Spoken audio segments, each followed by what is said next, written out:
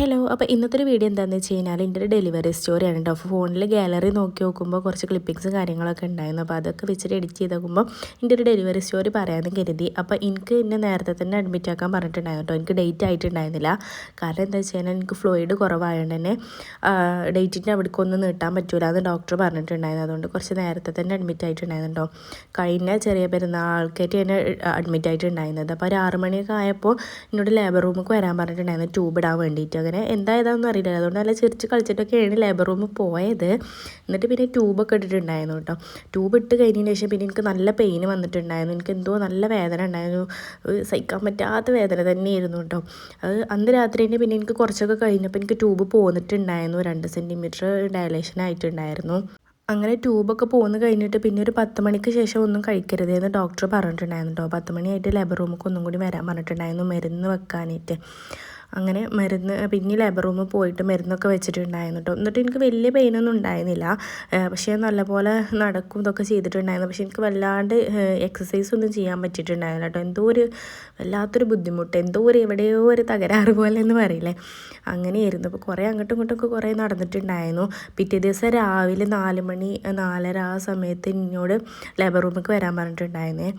ആ പോക്ക് എനിക്ക് നല്ല പേടിയുള്ളൊരു പോക്കായിരുന്നു കേട്ടോ. ഞാൻ എന്തൊക്കെയായിരുന്നു ചൊല്ലണതാക്കണമൊക്കെ ഉണ്ട്. കാരണം ഫസ്റ്റ് പോയപ്പോൾ എന്താണെന്ന് മനസ്സിലായില്ല, ലേബർ റൂം എന്താണെന്ന് മനസ്സിലായതുകൊണ്ട് എനിക്ക് നല്ല പേടി ഉണ്ടായിരുന്നു രണ്ടാമത് പോകാൻ വേണ്ടിയിട്ട്. പിന്നെ രാവിലെ ലേബർ റൂം പോയിട്ടുണ്ടായിരുന്നു. പിന്നെ 4 മണിക്ക് ലേബർ റൂമിൽ കയറിയിട്ട് ഫ്ലൂയിഡ് കളയാനാണെന്ന് ആദ്യം തന്നെ പറഞ്ഞിട്ടുണ്ടായിരുന്നു കേട്ടോ. അങ്ങനെ ഫ്ലൂയിഡ് കളഞ്ഞപ്പോൾ എനിക്ക് പിന്നെ നല്ല പെയിനായിരുന്നു കേട്ടോ.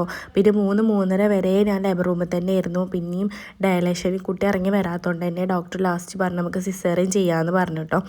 അപ്പോൾ ഹസ്ബൻഡ് പറഞ്ഞിരുന്നു ഇനി കൂടുതൽ വേദനിപ്പിക്കണം, നമുക്ക് സിസേറിയൻ ചെയ്യാമെന്ന് പറഞ്ഞുകൊണ്ട് തന്നെ പിന്നെ എന്നെ പെട്ടെന്ന് സിസേറിയൻ ചെയ്യാൻ വേണ്ടിയിട്ട് ഓപ്പറേഷൻ തിയേറ്ററിൽ കൊണ്ടുപോയി കേട്ടോ. പിന്നെ പെട്ടെന്നായിരുന്നു പരിപാടി. പിന്നെ കുട്ടീനെ തന്നു ബേബി ഗേളാണ് എന്നൊക്കെ പറഞ്ഞു മാഷാ അല്ലാ.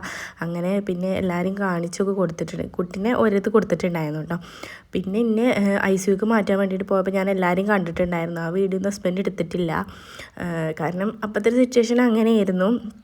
എന്നിട്ട് പിന്നെ എന്നെ ICUലേക്ക് കൊണ്ടുപോയിട്ട് ഞാൻ പിറ്റേ ദിവസമായിട്ട് ഡിസ്ചാർജ് ആയിട്ടുണ്ടായിരുന്നത്. അപ്പോൾ കുട്ടീനെ ഒരു റൂമിൽ കൊണ്ടുപോയി ഫീഡ് ചെയ്യാൻ വേണ്ടിയിട്ട് കൊണ്ടുവരുന്നുണ്ടായിരുന്നു, സിസ്റ്റർമാർ കൊണ്ടുവന്നിട്ടുണ്ടായിരുന്നു. അപ്പോൾ വീട്ടിലത്തെ എല്ലാവരും, എൻ്റെ ഫാമിലി, ഹസ്ബൻഡിൻ്റെ ഫാമിലി തരം എല്ലാവരും ഉണ്ടായിരുന്നു കേട്ടോ. എല്ലാവർക്കും നല്ല പൊലിയൊക്കെ ആയിരുന്നു. ഞാനിതൊന്നും കാണില്ല വിചാരിച്ചിട്ട് ഹസ്ബൻഡ് എടുത്ത് വെച്ചാൽ കേട്ടോ ഈ വീഡിയോസിൻ്റെ ക്ലിപ്പിങ്സൊക്കെ.